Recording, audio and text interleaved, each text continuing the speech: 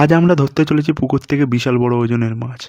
মাছটা ধরার জন্য প্রথমে আমরা মাছের টোপটা ভালো করে বানিয়ে নিচ্ছি। তারপরে বানিয়ে নিলাম মাছের চার।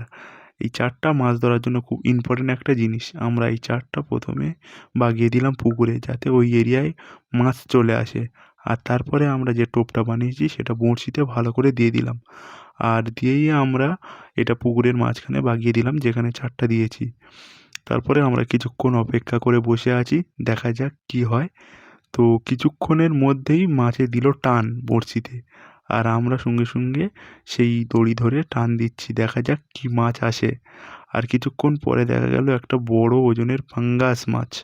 এই পাঙ্গাস মাছটা আমরা আজ খুব মজা করে বারবিকিউ করে খাবো। আর সেই ভিডিওটা দেখার জন্য তোমরা চ্যানেলে লাইক দাও, সাবস্ক্রাইব করো। আর এই মাছ ধরার ভিডিওটা তোমাদের কেমন লাগলো সেটাও কমেন্ট করে জানাও। যদি ভিডিওটা ভালো লাগে ভিডিওটা একটা লাইক দিয়ে চ্যানেলটা সাবস্ক্রাইব করে নাও।